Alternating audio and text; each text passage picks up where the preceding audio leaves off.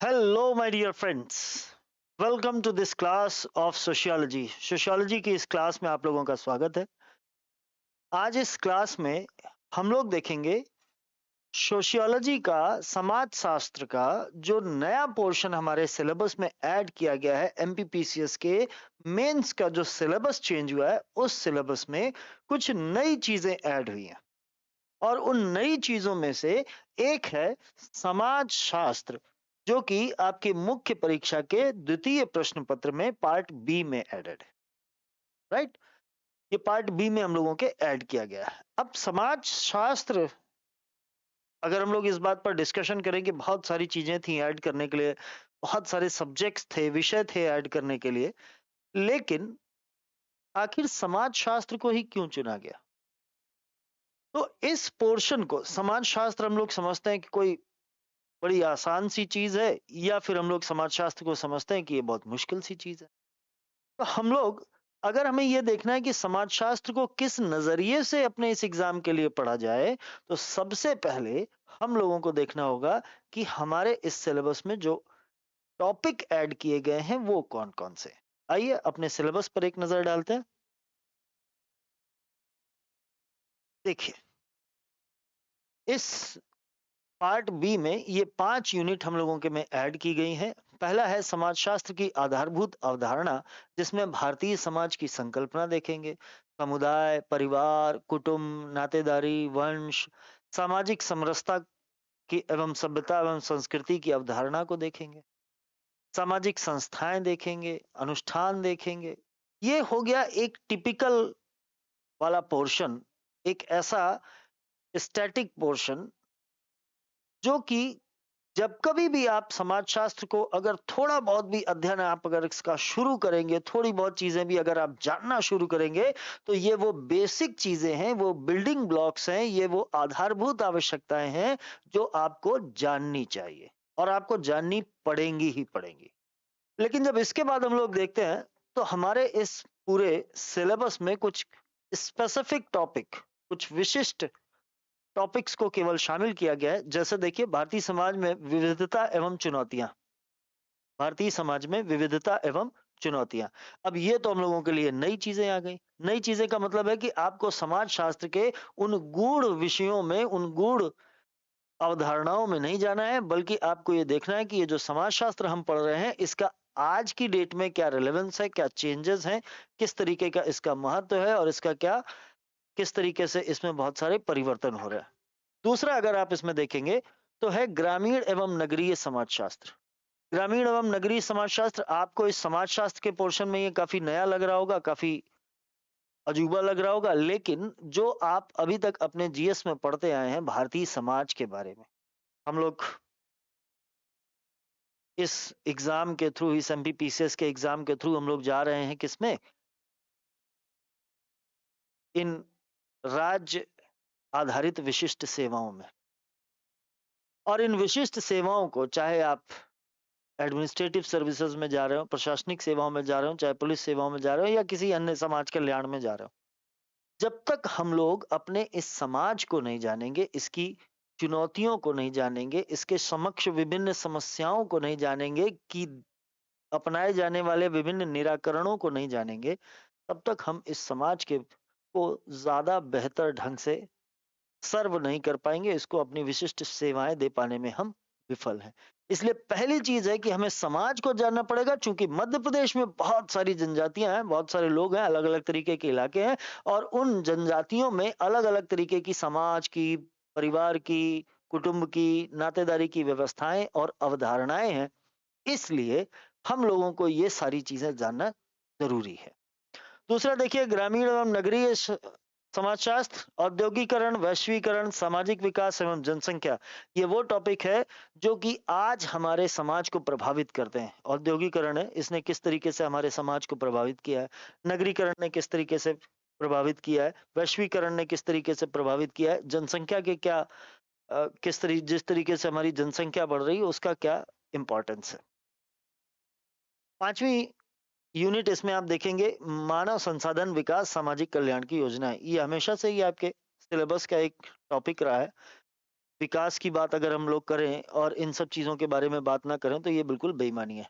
तो इस तरीके से आप देखिए कि आपका ये जो सिलेबस है, ये आपका इस सिलेबस में क्या-क्या चीज़ों को ऐड किया गया है, कोई बड़े विशिष्ट तत्व इसमें ऐड नहीं किए गए हैं, बल्कि वो छोटी-सी चीज़ें ऐड की गई हैं, जो हमें एक प्रशासक के रूप में, एक अधिकारी के रूप में हम लोगों से ये अपेक्षा की जाती है कि हम अपने समाज को इन दृष्टिकोणों के आधार पर कम से कम जानें। तो ये एक छोटा-सा टॉपिक है और इस छोटे से पूरे टॉपिक में हम लोग आज जिन चीज़ों के बारे में चर्चा करेंगे वो है परिवार के बारे में। समाजशास्त्र की एक आधारभूत अवधारणा है परिवार। भारतीय समाज की अवधारणा है, समाज की भारतीय अवधारणा है संयुक्त परिवार, एकल परिवार, रिश्तेदारी, वंश, कुल, गोत्र, परंपरा इत्यादि कई सारी चीजें इसमें दी गई हैं। तो हम लोग आज बात करेंगे विशेष तौर पर परिवार के बारे में। परिवार के बारे में जब हम लोग बात करते हैं या समाजशास्त्र के बारे में जब हम लोग बात करते हैं तो हमारे सामने सबसे बड़ी एक चुनौती आती है, क्योंकि हम सारे लोगों का पालन पोषण एक समाज में हुआ है, एक सामाजिक व्यवस्था में हुआ है। हम लोगों ने जब से होश संभाला है तब से हम लोग एक समाज को देख रहे हैं, समाज के बनाए हुए नियम, कायदे, कानूनों को देख रहे हैं। और अगर हम लोग परिवार के बारे में बात कर रहे हैं तो अब हम लोगों को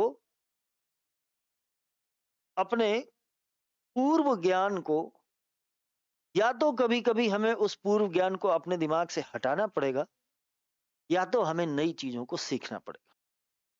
समाजशास्त्र के अध्ययन में सबसे बड़ी समस्या केवल यही है कि हम अपने पूर्व ज्ञान से ग्रसित होते हैं और इसलिए हम लोग अक्सर क्या होते हैं, बायस्ड होते हैं। इसलिए हम लोग बहुत ज्यादा जजमेंटल होते हैं कि कभी हम कुछ भी बता सकते हैं कि क्या सही है और क्या गलत है, जबकि हम अन्य विभिन्न समाजों के बारे में और उनमें प्रचलित प्रथाओं के बारे में जानते ही नहीं।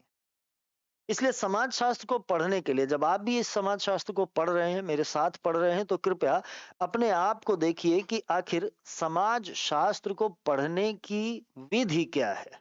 और पहली विधि यह है कि आप अपने पूर्व ज्ञान को एक तरफ करें।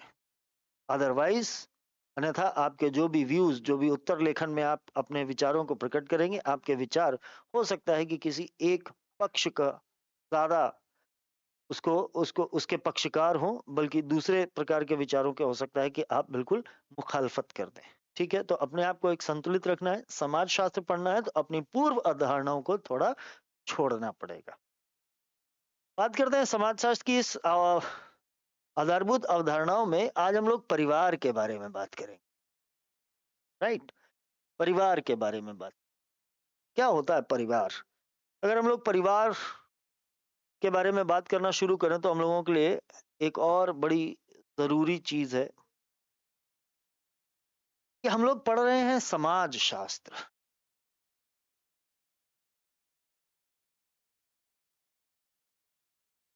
समाज शास्त्र है क्या बेसिक? समाज क्या है? इसमें अगर हम लोग शास्त्र को हटाएं तो हमारे सामने ये समाज है। ये समाज आखिर है क्या?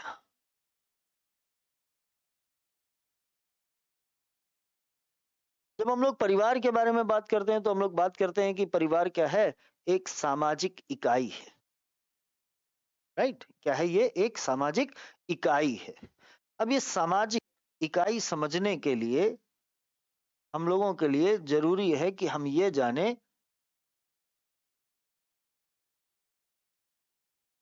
कि आखिर ये सामाजिक इकाई होती क्या है? समाज है, कैसा भी समाज हो सकता है, जनजातीय समाज हो सकते हैं, हमारे आपके समाज हो सकते हैं, अलग-अलग धर्मों के आधार पर समाज हो सकते हैं, अलग-अलग विचारों के आधार पर समाज हो सकते हैं, राजनीतिक विचारों के आधार पर समाज हो सकते हैं, आर्थिक स्थिति के अनुसार समाज हो सकते हैं। आप अक्सर सुनते हैं कि upper class, upper middle class, lower class, कुप्रथाओं और मान्यताओं के आधार पर समाज हो सकते हैं। हो सकता है कि कोई ब्राह्मण, क्षत्रिय, वैश्य या इस तरीके के समाजों को में चीजों को देख रहा हो। तो आखिर समाज है क्या? ये सामाजिक इकाई क्या होती है? सामाजिक इकाई वास्तव में एक ऐसी इकाई है, अगर हम लोग देखें इसको तो सामाजिक इकाई, आगे हम लोग चर्चा करेंगे कि सामाजिक इकाई क्या है। सामाजिक इकाई किसी भी प्रकार के विचारों, प्रथाओं, मान्यताओं, नियमों इत्यादि विभिन्न प्रकार की चीजों के आधार पर कुछ लोगों का एक संगठन है, और ये लोगों का एक ऐसा संगठन है जो इस संगठन के नियमों को, इसकी मान्यताओं को मानता है, एक प्रकार के विचार रखता है। हो सकता है कि किसी समाज को आप कहें कि ब्राह्मण समाज के हैं, तो इसमें क्या प्रमुख तत्व क्या है कि किसी व्यक्ति का ब्राह्मण होना, क्षत्रिय समाज होना, वैश्य होना, शूद्र होना, वो अपना लोगों का एक समाज है। हो सकता है कि कुछ लोग इन्हीं में से धार्मिक आधार पर चीजों को लेके चलते हो, तो कोई कहता है कि हिंदू समाज है, कोई कहता है मुस्लिम समाज है, कोई कहता है क्रिश्चियन समाज है। ये अलग अलग चीजें हैं, समाज की विभिन्न इकाइयां, कुछ समाज है, उसके लोग हैं, और एक जैसे लोग, एक जैसी मान्यताओं, एक जैसी विचारों, एक जैसी प्रथाओं को मान्यता देने वाले, एक जैसे सामाजिक कानूनों को मान्यता देने वाले लोगों का जो समूह है, वही समाज है। अक्सर आप सुनते हैं घर में डांट पड़ती है। आप लोगों के ज़माने में तो नहीं, लेकिन हमारे ज़माने में अक्सर घरवाले कहा करते थे कि ऐसा काम करोगे तो 4 लोग क्या कहेंगे? अब वो 4 लोग कौन थे? वो 4 लोग यही हैं। ये वही 4 लोग हैं। समाज क्या कहेगा? घरवालों को बड़ी सामाजिक प्रतिष्ठा की चिंता होती है। आखिर लोगों को अपने समाज, जिस परिवेश में वो रह रहे हैं, जिस जगह पर वो रह रहे हैं, हो सकता है कि इसमें ब्राह्मण, क्षत्रिय, वैश्य, शूद्र सारे ही लोग किसी एक मोहल्ले में रह रहे हों और वही उनका समाज है। छात्रों का अपना एक अलग समाज है, युवा वर्ग का एक अपना अलग समाज है। तो ये अलग-अलग तरीके के समाज हैं जिन पर सार्वभौमिक नियम लागू होते हैं, चीजें, मान्यताएं, प्रथाएं, कानून सब एक जैसे होते हैं, राइट? हम अपने इस चैप्टर में जिन चीजों पर फोकस करेंगे, अपने इस लेक्चर में जिन चीजों पर फोकस करेंगे, वो है परिवार से रिलेटेड कई सारे क्वेश्चन। अगर हम लोग एमपीपीसीएस के रेस्पेक्ट में बात करें, तो हम लोगों को अपना समाज शास्त्र के इस ज्ञान को थोड़ा क्या करना पड़ेगा? थोड़ा लिमिट करना पड़ेगा। और लिमिट क्या करना पड़ेगा कि हम लोगों को ये देखना पड़ेगा कि इस पूरे चैप्टर में हम लोग क्या चीजें पढ़ें और क्या ना पढ़ें। हम लोगों के लिए क्या चीजें इंपॉर्टेंट है, हमारे लिए इंपॉर्टेंट क्या चीजें हैं? वो है परिवार। परिवार की परिभाषा क्या है? परिवार कितने प्रकार के होते हैं? परिवारों के वर्गीकरण के आधार क्या है? परिवार में शक्ति नियंत्रण व्यवस्था किस प्रकार काम करती है, उसका महत्व क्या है? कौन इस परिवार में शक्तियों को, यानी निर्णयों को लेने की शक्ति किसके पास है? नातेदारी की अवधारणा क्या है? संयुक्त परिवार क्या है? एकल परिवार, उनसे संबंधित समस्याएं एवं मुद्दे, तथा संयुक्त परिवार से संबंधित समस्याएं एवं मुद्दे। ये परिवार के विषय में ये जानने वाली चीजें हैं। इन्हीं चीजों से घुमा फिरा कर कैसे भी करके हम लोगों से क्वेश्चन पूछे जाएंगे, और जो ज्यादा क्वेश्चन पूछे जाने की संभावना है, वो इन 2 जगहों से क्वेश्चन पूछे जाने की संभावना ज्यादा है। ठीक है बात? चले आगे। अब देखिए, परिवार के बारे में अगर पढ़ना है तो परिवार की परिभाषा, प्रकार, वर्गीकरण के आधार, शक्ति नियंत्रण, नातेदारी, संयुक्त परिवार, एकल परिवार, समस्याएं एवं मुद्दे। अब देखिए, what is a family? Question कहता है कि आखिर फैमिली है क्या? आखिर ये परिवार है क्या? तो परिवार को अगर हम लोग देखें, तो परिवार हमारे लिए समाज का एक निर्माण खंड है।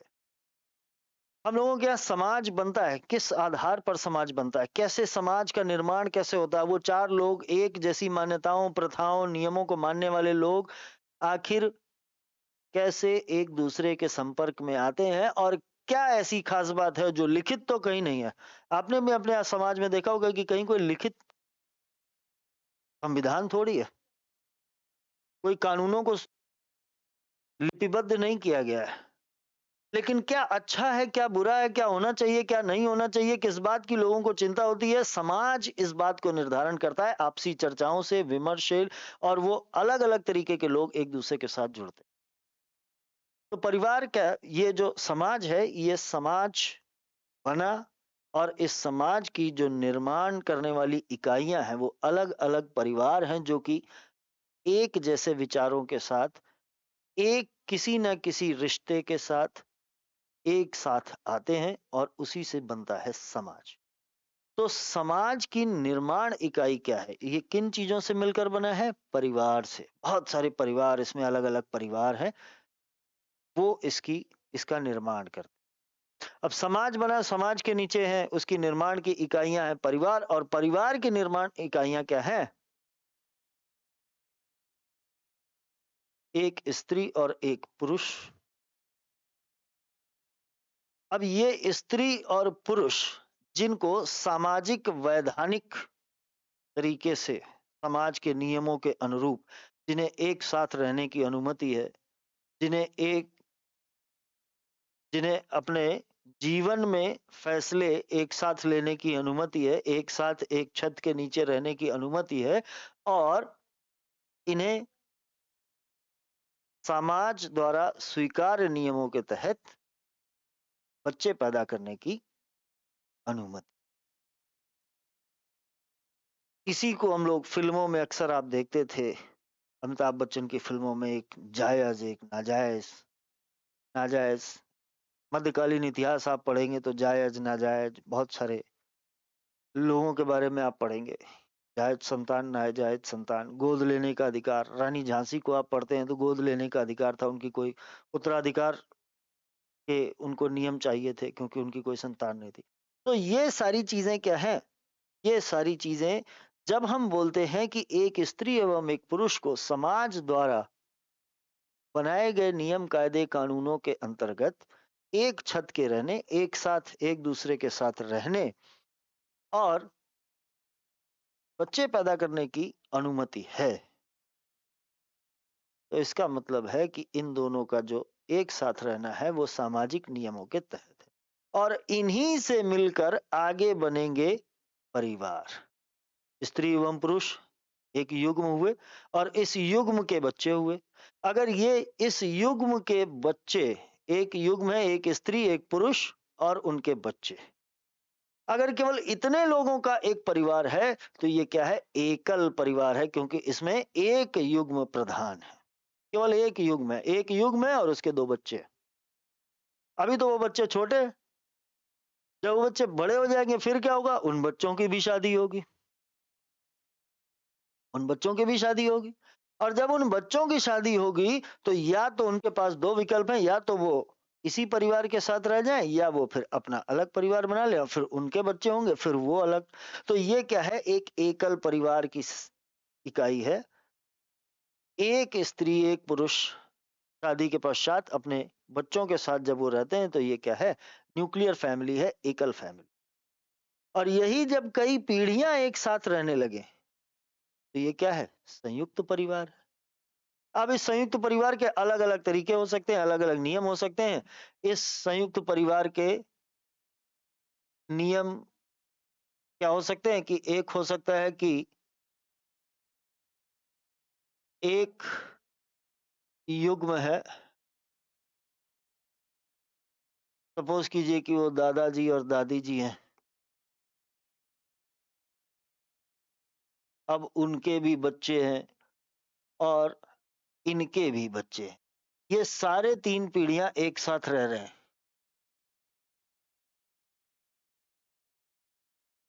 ये तीन पीढ़ियां एक साथ रह रही हैं, दादा दादी रह रहे हैं, उनके बेटे और उनके बच्चे, ये सारे लोग एक साथ रह रहे हैं, तो ये संयुक्त परिवार हो गया। सिमिलरली, अगर हम कहें कि किसी परिवार में चार भाई हैं और अपनी अपनी फैमिली के साथ, अपने अपने परिवार के साथ ये चारों लोग एक साथ रहते हैं, तो ये भी एक संयुक्त परिवार है। नहीं, ये संयुक्त परिवार नहीं हुआ। ये भी एक संयुक्त परिवार है कि चार भाई हैं, चारों एक साथ रह रहे हैं, एक जगह पर रह रहे हैं, और इन चारों लोगों के जो फैमिली है वो भी रह रही है, भले वो अपना चूल्हा चौका उनका अलग अलग हो या एक साथ हो, लेकिन क्या है? ये संयुक्त फैमिली है। एक्सटेंडेड फैमिली जिसको हम लोग कहते हैं, sometimes it may refer as an extended family, ये सारे लोग भी एक साथ ही रह रहे हैं। राइट? अब देखिए,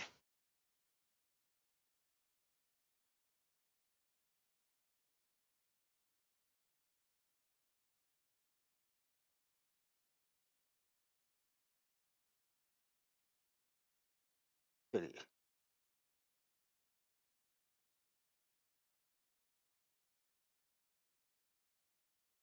जरा देखिए, हम लोग बात कर रहे थे परिवार के विषय में।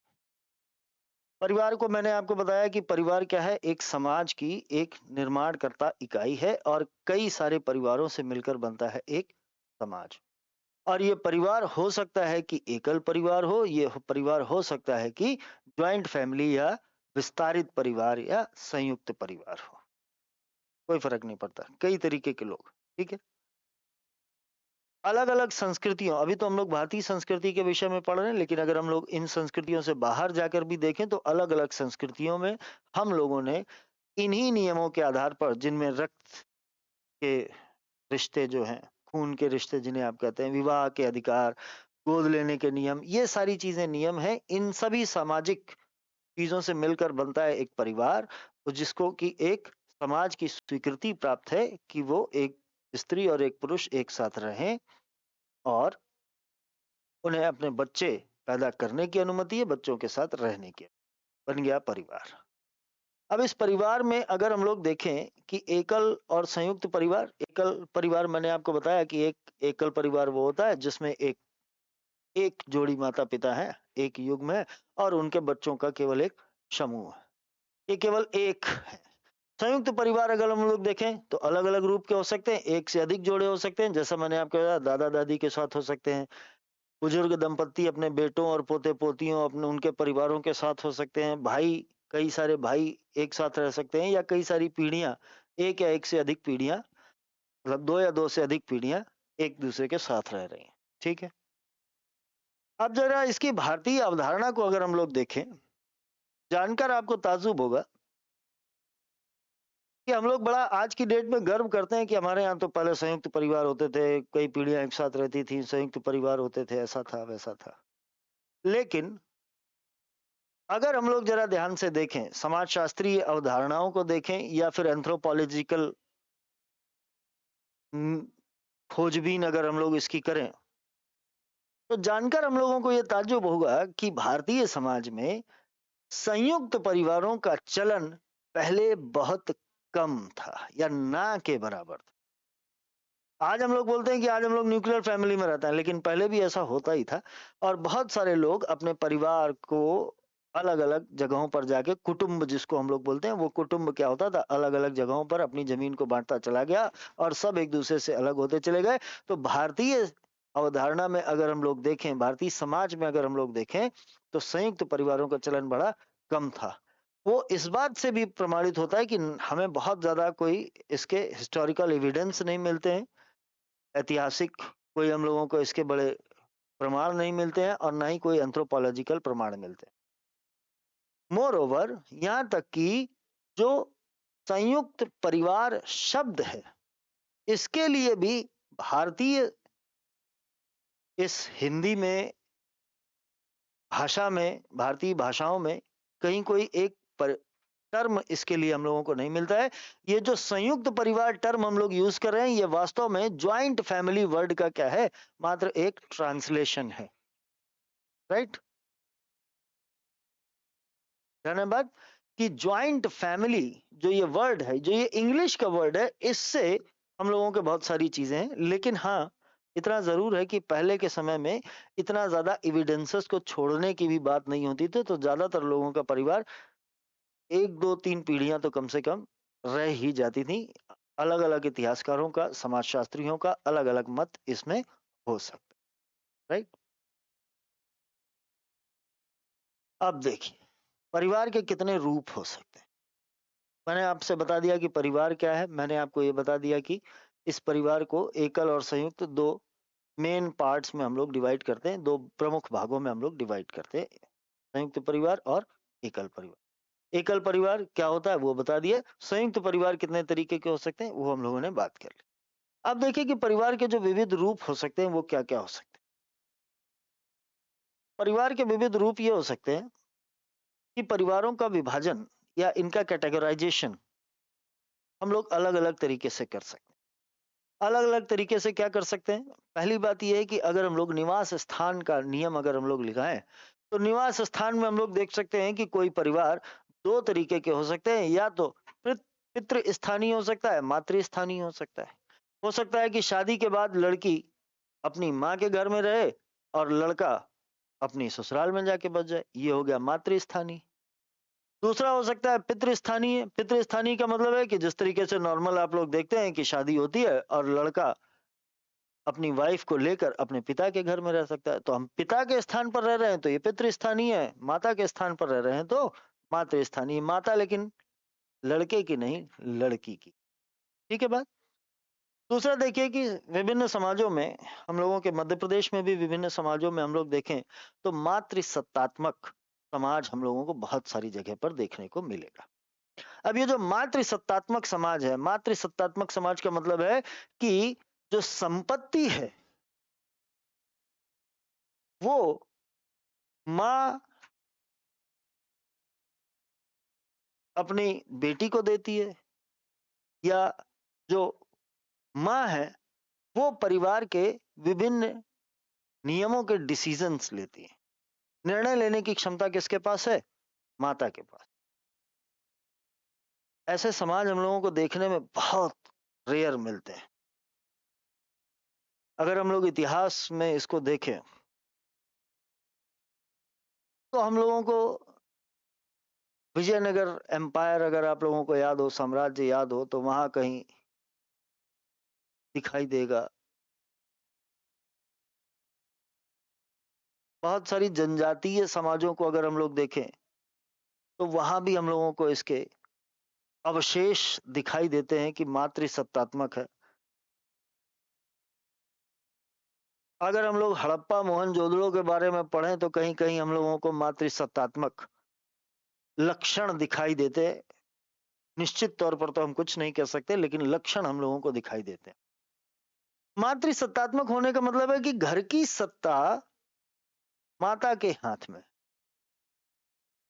लेकिन घर की सत्ता माता के हाथ में आज जिन समाजों में है उनमें भी आप देखें कि माता मातृसत्ता केवल एक मुखौटा है। वो उनको दिया गया एक दर्जा है। उनसे कहा जाता है कि घर की बड़ी आप हैं, जो आप कहें वही होगा, लेकिन करेंगे वही जो हमारा मन होगा। माता को केवल मूर्ख बनाया जा रहा है। माता को आदमी केवल कह रहा है कि आप जो बोलेंगे वही होगा। घर में उनकी भी राय ली जा रही है, लेकिन मानना ना मानना ये पितृसत्तात्मक है। वास्तव में तो डिसीजन अगर हम लोग अपने समाज में देखें तो माता जी को भी पिताजी से ही पूछना पड़ता है कि आपको कोचिंग करनी है, आप मानेंगे नहीं मानेंगे, आपके पिताजी मानेंगे कि नहीं मानेंगे, पिताजी को पैसे देने, पिताजी को। जिसके हाथ में अर्थव्यवस्था है उसके हाथ में सत्ता है। आदिवासी समाज में अगर हम लोग देखें तो पुरुष और महिला के बीच में कोई बहुत बड़ा भेद नहीं, बल्कि वहां महिलाएं और ज्यादा काम कर रही हैं, इसलिए उनके हाथ में कुछ डिसीजन मेकिंग पावर है। लेकिन अगर इन शहरी समाजों में हम लोग देखें तो नौकरी करने वाला अधिकांशतः पुरुष होता है, और पुरुष को ये गुमान है कि वो पैसे कमा रहा है, इसलिए उसकी ये घर का खर्च चल रहा है, तो जो वो कहेगा वही माना जाएगा, अन्यथा नहीं माना जाएगा। पिछले कुछ समय में, कुछ 10-20 सालों में हम लोगों ने देखा है कि पुरुष और महिलाओं के बीच में रोजगार के अवसरों, सेना में भर्ती, वायुसेना, पायलट, डॉक्टर, इंजीनियर, इन सब बनने में एक बल आया। बेटी पढ़ाओ बेटी बचाओ अभियान चल रहे हैं। क्यों चल रहे हैं? ताकि बेटियों को, महिलाओं को हम मजबूत कर सके और एक बराबरी पर आधारित समाज का निर्माण कर सके। अन्यथा 98% समाज में हम लोग देखते हैं कि पुरुष हावी होता है। उसी को, उसने ही जो डिसाइड किया है वही महिलाओं के भले के लिए क्या करना है ये डिसाइड भी पुरुष ही कर रहे हैं। यही है पितृसत्ता। ठीक है बात। आगे देखिए, अधिकार एवं प्रभुत्व के बारे में बात करते हैं। अधिकार एवं प्रभुत्व, किस बात का अधिकार और क्या प्रभुत्व?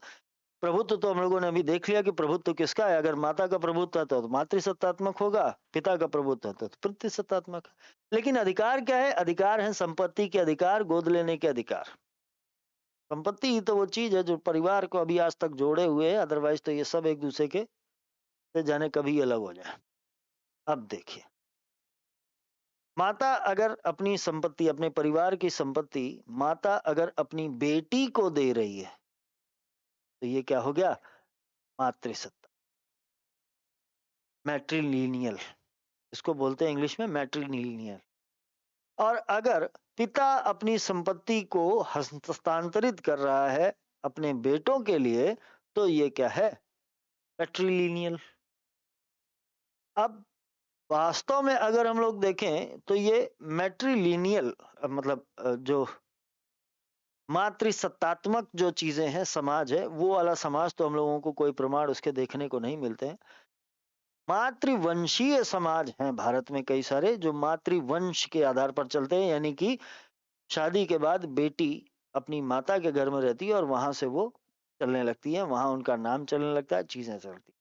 भारत के उत्तर पूर्व में अगर आप देखेंगे तो खासी और गारो खासी जयंतिया आपने पढ़ा, वहां जो खासी और जयंतिया नाम के दो जनजातियां हैं, इन दो जनजातियों, ये दो जनजातियां क्या है? मातृवंशी है, और ये माता के वंश को आगे बढ़ाती हैं। आपने वशिष्ठ पुत्र पुलुवामी, गौतमी पुत्र शातकर्णी, ये सब सुना है, ये मातृवंशी हैं क्योंकि इनके नाम के आगे इनकी माता का नाम लगा हुआ है। तो बस माता, आज की डेट में अगर हम लोग आधुनिक समाज की चिंताओं एवं मुद्दों पर अगर हम लोग बात करेंगे, अभी हम लोग देखेंगे कि किस प्रकार से मातृवंशीय समाजों में भी, मातृसत्तात्मक समाजों में भी माता का नाम केवल मुखौटा है।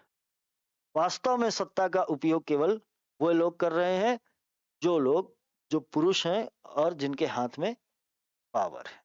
राइट, आगे देख, आगे देखिए कि ये जो मातृवंशीय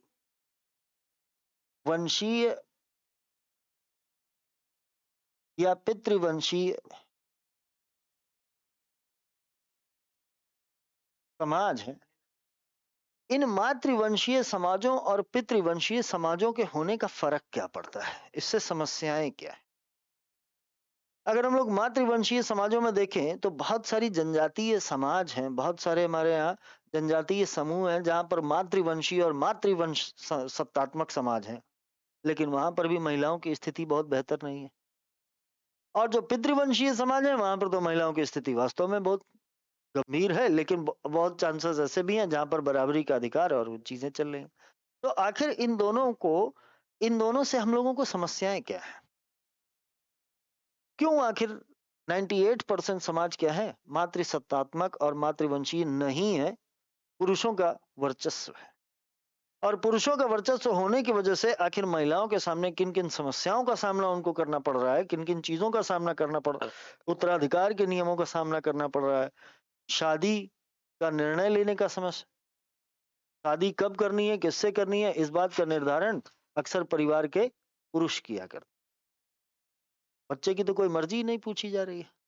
और ये केवल महिलाओं के विषय में तो ये ज्यादा सही है, बल्कि पुरुषों के विषय में तो ये कम सही है। लड़का है तो वो तो अपना शादी की, अगर उसने लव मैरिज प्रेम विवाह भी कर लिया तो चलो ओके है, मान लिया, एक्सेप्ट कर लिया। लेकिन अगर लड़की अगर कहीं पर प्रेम विवाह करने चली जाए तो उसके घर वाले उसको या तो बेदखल कर लेंगे, और इसी संबंध में आप सुनते हैं ऑनर किलिंग की समस्या, लोग अपनी ही बेटियों की जान ले लेते हैं।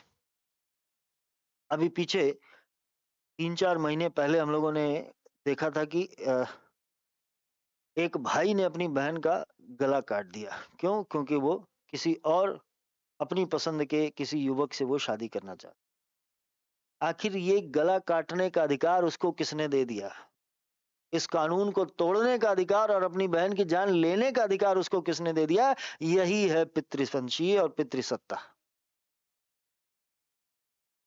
ये सारी लड़ाई केवल मूंछों की है, ये सारी लड़ाई केवल प्राइड की है, ऑनर की है, और इसीलिए इसको कहते हैं ऑनर किलिंग। कि हमारा सम्मान नहीं झुकना चाहिए, चाहे जो हो जाए। अपने घर के, अपनी बेटी को, अपनी बहन को, किसी को भी हम मार सकते हैं, गला काट सकते हैं, उनकी जान ले सकते हैं, लेकिन मूंछों का ताव नीचे नहीं आना चाहिए। अब उन बाबूजी से पूछो कि जेल में जब चक्की पीस रहा होगा तो मूंछें ऊपर थी कि नीचे थी? ठीक है बात, यहाँ तक बात ओके है। तो इन समस्याओं को अभी हम लोग देखेंगे कि आखिर मातृवंशीय जो परिवार हैं उनके सम्मुख क्या समस्याएं हैं, पितृवंशीय जो परिवार हैं उनके सम्मुख क्या समस्याएं हैं, और इन एकल परिवारों और ये जो बढ़ता हुआ चलन है हमारे यहाँ, संयुक्त परिवार तो अब चले गए, एकल परिवार बचे हैं। जितने लोग ये अपनी अपनी अ, शहरों में आधुनिकीकरण के इस दौर में, वैश्वीकरण के इस दौर में नौकरी करने के लिए बाहर चले गए, मजबूरी थी उनकी, जाना था, उनको पैसे कमाने थे, लेकिन चले गए। धीरे धीरे वो वहीं जाके उन्हीं 2 बाई 2 की बालकनी में लटके हुए झाँक रहे हैं। अब उन परिवारों से ये पूछा जाए कि आप अपने बच्चों को दादा-दादी, नाना-नानी, बुआ, फूफा, ताऊ इन सब को क्या जानते हैं? क्या बच्चे इन सब रिश्तों का अर्थ जानते हैं? नहीं। पहले के समय में हम लोग अपने घर में नाना के यहाँ जा रहे हैं तो नाना के यहाँ गए तो पड़ोस के नाना है, उनके पड़ोस के नाना है, सब नाना है, सब मामा है, सब मामी है, बहुत सारे लोग हैं। लेकिन आज हम लोग अपने दायरे में सिमट रहे हैं और इस दायरे में सिमटने के कारण बच्चों का जो सामाजिक विकास है वो सामाजिक विकास रुक रहा है। बौद्धिक विकास आगे जा रहा है लेकिन सामाजिक विकास रुक रहा है। बच्चे रिश्तेदारियों को, नातेदारियों को पहचानना ही भूल गए, जानना ही भूल गए। कुछ दिन बाद ये जो रीजनिंग के क्वेश्चन आएंगे कि वो उसका मामा है, वो उसके मामा का तो पड़ोसी है, वो वाले क्वेश्चन बच्चे नहीं कर पाएंगे। क्यों? क्योंकि वो उन्होंने कभी बुआ फूफा देखे ही नहीं। उन्होंने कभी हो सकता है मामा मामी देखे ही ना हो। उनके खुद के आज की डेट में अगर आप छोटे बच्चों से भी पूछेंगे तो उनके मन में एक भाव है कि ये हमारे अपने सगे मामा हैं कि दूसरे मामा है। जबकि हम लोग जब अपने बचपन में थे तो हमारे अंदर ये भाव ही नहीं होता था कि ये सगे मामा है कि दूसरे मामा है। पड़ोस के मामा है कि उनके पड़ोस के मामा है, राइट? तो ये सब समाज के एकीकरण को चीजें, इस समाज के हम लोगों को अक्सर एक दूसरे के साथ बांधने वाली जो चाशनी है, ये वो रिश्तेदारी, नातेदारी, ये वो चाशनी है। और जैसे जैसे हम लोग एकल परिवारों की तरफ जा रहे हैं, वैसे वैसे हम लोग इन सब चीजों से दूर हो रहे हैं। एक बड़ा सामाजिक मुद्दा आज की डेट में ये है कि जो लोग अपनी सरकारी नौकरियों से रिटायर हो गए। आप देखिए कि हमारे आज के समय में जब आर्थिक प्रगति इतनी ज़्यादा है, लोगों के अंदर इतना ज़्यादा जीडीपी का रेशियो बढ़ गया है, रोज़गार की दर बढ़ गई है, हर आदमी कमा रहा है, हर आदमी के पास पैसे हैं, भौतिक सुविधाएँ हैं, संसाधन हैं, तब आखिर ये अनाथालय किसके लिए खोले गए हैं? आखिर ये वृद्धों के लिए ये जो ओल्ड एज होम्स खोले गए हैं, ये इसमें कौन रह रहा है? इसमें हर बार केवल वही लोग नहीं रह रहे हैं, जिनके कोई संतान नहीं थी। आपने 2 साल पहले डेथ हुई टीएन शेषन जी की। भारत के पूर्व मुख्य चुनाव आयुक्त थे और बहुत लर्नेड इंसान थे। उनकी कोई संतान नहीं थी तो वो अपना बेंगलोर के किसी ओल्ड एज होम में चले गए और वहीं उनकी मृत्यु। जान के तो खराब लगा कि दुनिया जिनको हम लोग अपने पॉलिटी में पढ़ते हैं, चीजों में पढ़ते हैं, जिनकी वजह से इतने चुनावी सुधारों को पढ़ते हैं, ऐसा आदमी ओल्ड एज होम में चला गया, राइट? दूसरी सच्चाई ये है कि जिन लोगों की संतानें हैं, वो भी अपने माँ-बाप को अपने साथ नहीं रखना चाहते और उन्हीं के माँ-बाप जीवन गुजार रहे हैं इन अनाथालयों में, इन ओल्ड एज होम्स में। कोरोना के जस्ट बाद एक बड़ी विचलित कर देने वाली एक घटना आई थी कि मुंबई में एक महिला रहती थी जिसके 2 फ्लैट थे। उनसे उसको किराया मिलता था, अपना ऐशो आराम से उनका जीवन ठीक-ठाक चल रहा था। लेकिन वो महिला कोरोना के बाद उनका एक बेटा था, बहुत पढ़ा-लिखा, बहुत समझदार, बहुत गुणवान, जैसी उन्होंने ईश्वर से कामना की होगी वैसा ही बेटा उनको प्राप्त हुआ और वो बेटा रहता था अमेरिका में और वो वृद्ध महिला रहती थी मुंबई में। उस वृद्ध महिला अकेली रहती थी, उसके साथ कोई नहीं रहता था। वो और उसका बेटा 2 ही लोग थे एक-दूसरे के साथ खून के रिश्ते में और वो महिला की मौत हो गई। महिला की मौत हो गई और बहुत दिनों तक वो फ्लैट उनका बंद रहा। उसके बाद जब लोगों ने कहा कि नहीं इनको एक बार देखा जाए, खोला जाए, क्या है, क्या नहीं है। तो जब महिला के फ्लैट को खोला गया तो उनके केवल कंकाल प्राप्त हुआ। मतलब महिला की मौत बहुत दिनों पहले हो गई कि उनके शव में से कीड़े लग के सब कुछ खत्म हो गया। केवल हड्डियां बची थी जो कि सोफे पर एक कवर पे पड़ी हुई थी और उनके बेटे को खबर भी नहीं थी कि मेरी माँ की मौत हो चुकी। वो कौन सा बेटा है जिसने अपनी माँ से रोज बात ही ना की हो, 2, 4, 5 दिन पे भी बात ना की हो, हफ्ते 10 दिन पे भी बात ना की हो, ये जानते हुए भी कि मेरी माँ वहाँ मुंबई में अकेले रहती है। तब कहीं जाके लोगों ने उनके बेटे को बताया जो कि वहीं मुंबई में किसी इंटरनेशनल कॉन्फ्रेंस में कहीं पर आए थे। ये है एकल परिवार और इसलिए ज़रूरी है, इसलिए इनके सामने भी बहुत सारी चुनौतियाँ हैं, बहुत सारे प्रॉब्लम्स हैं, बहुत सारे मुद्दे हैं। जिनको कि हम लोग विस्तार से पढ़ेंगे। तो इस प्रकार ये जो परिवार का कॉन्सेप्ट है, समाज का कॉन्सेप्ट है, इन सब चीज़ों को हम लोगों को एक बार डीपली थोड़ा-सा पढ़ना होगा। और अब तक जो कुछ भी हम लोग जानते आए हैं चीज़ों के बारे में, समाज के बारे में, इनमें भी आपको एक पॉज़ लेना होगा, अपने इस ज्ञान को थोड़ा रोकना होगा, इस ज्ञान की धारा को रोकना होगा ताकि आप सही तरीके से चीज़ों को समझ पाएँ। समाज शास्त्र जब हम लोग पढ़ते हैं तो समाज शास्त्र को हर आदमी बड़ा आसान समझता है। आप गाँव में चले जाइए, जिन लोगों को बीए करना होगा वो कह देंगे हमने सोशियोलॉजी, तो ख़ैर उनमें से कोई नहीं बोल पाता है, सारे यही बोलेंगे सोशलॉजी हमने लिया है सब्जेक्ट। और उसमें आसानी से पास हो जाएँगे क्योंकि लगता है कि समाज के बारे में वो सारे लोग बहुत कुछ जानते हैं। क्या सही और क्या गलत है, हालाँकि इस बात का निर्धारण समाजशास्त्र भी नहीं करता। समाजशास्त्र आपको केवल विभिन्न समाजों को गहराई से जानने का मौका देता है और ये बताता है कि जो आप केवल देखते हो, सच्चाई केवल वो नहीं है, सच्चाई कुछ और भी है। इसके कुछ और भी आयाम हैं। तो समाजशास्त्र हमें विभिन्न आयामों से विभिन्न समाजों को देखने की क्षमता और दृष्टि प्रदान करता है। यही हम लोगों को करना है और इसी तरीके से हम लोगों को एक-एक करके अपने ये टॉपिक्स को क्लियर करना है। उम्मीद करता हूँ कि आपको ये टॉपिक थोड़ा समझ में आया होगा। इसके आगे जब हम लोग कंटिन्यू करेंगे तो हम इन विभिन्न समस्याओं, चुनौतियों, वर्गीकरण, वर्गीकरण के आधार, इन सब चीज़ों के बेसिस पर हम लोग बात करें। ठीक है? नमस्कार।